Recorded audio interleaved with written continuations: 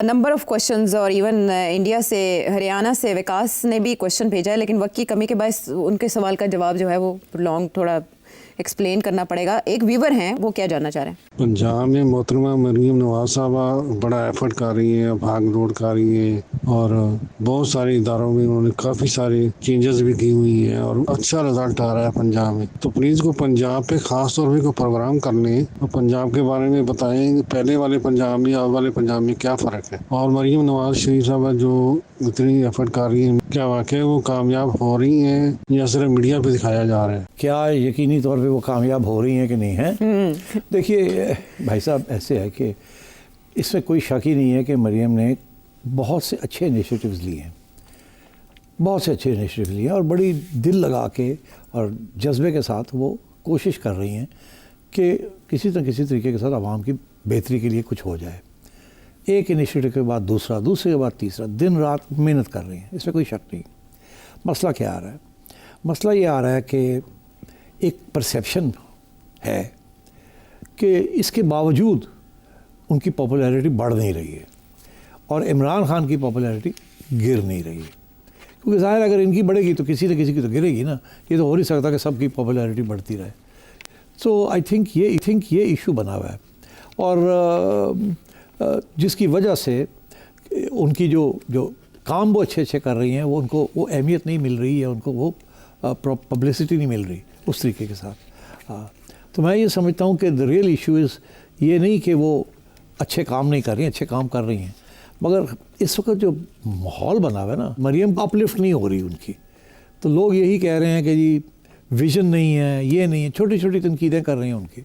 مگر ایشو یہ ہے کہ دل کے اندر ہمدردیاں جو ہے نا، اس کے باوجود کہ وہ بہت اچھے کام کر رہی ہیں، وہ پولیٹیکلی اس کی کیپٹل ان کو نہیں مل رہا. کیونکہ ساری توجہ، میں آپ کو بتاؤں، ابھی بھی مجھے لوگ ملتے ہیں، بھی سوال بھی آئے ہوئے ہیں کہ سیٹھی صاحب بس ایک گل دسو، عمران خان کی رہائی کدوں ہو رہی ہے؟ اس کے علاوہ people are not thinking of what is happening کہ جی مریم نے فلڈ کے لیے یہ کیا، مریم نے ہاسپٹلز یہ کیے، فلانا. کوئی ڈسکشن ہی نہیں ہے کسی جگہ پہ.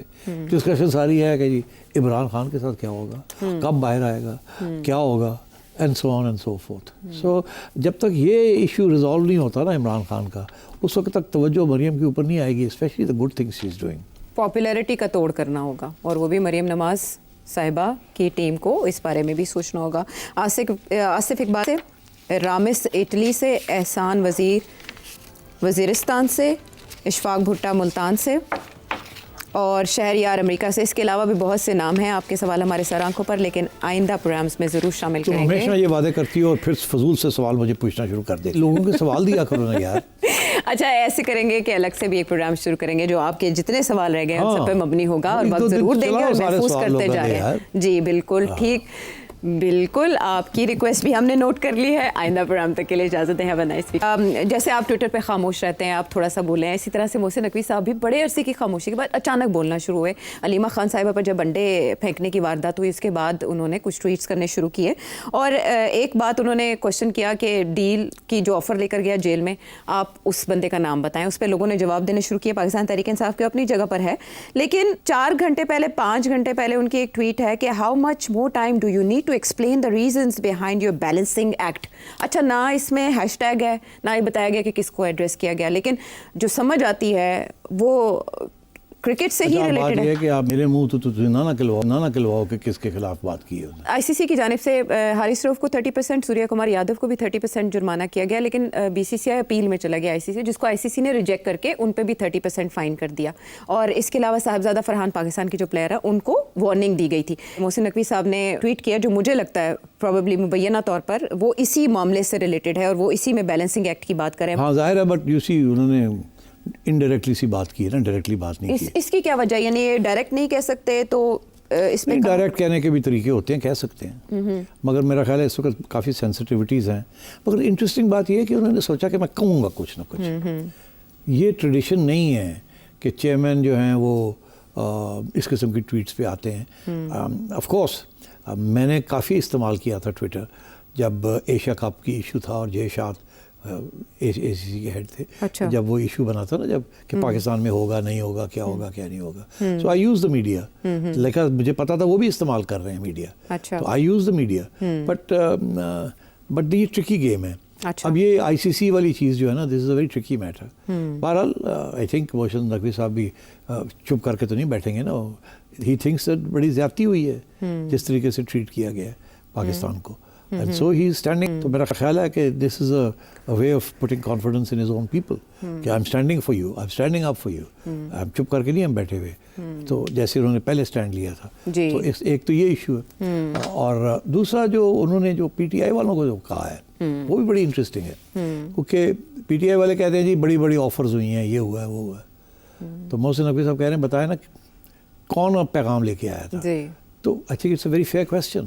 اور سوال یہ ہے کہ کیا پی ٹی آئی کسی کا نام لے گی؟ نو. پوچھے کیوں؟ کیونکہ وہ ان کے اپنے لوگ ہیں نا. تو اگر ان کے اپنے لوگ آتے جاتے ہیں اور آ کے کہتے ہیں میں گل کیتی طے کیتی, تو دیٹس مینس نتھنگ. یا تو ہو نا وہ کہیں کسی گورنمنٹ آفیشل کا نام لیں. اچھا. وہ پی ٹی آئی کبھی بھی نہیں کرے گی. پی ٹی آئی کہ جی فلانا بندہ گیا تھا, اس نے کہا کہ وہ ایک بندے کو ملا ہے جس نے یہ کہا ہے, وہ آفر دی ہے. تو وہ جو بندہ ہے نا جس کا یہ نام لے رہے ہیں, وہ کبھی بھی نہیں کہے گا کہ میں گیا تھا اور عائشہ سے ملا اور عائشہ اسٹیبلشمنٹ کی اسپوکس پرسن ہے اور عائشہ نے مجھے یہ آفر دیا.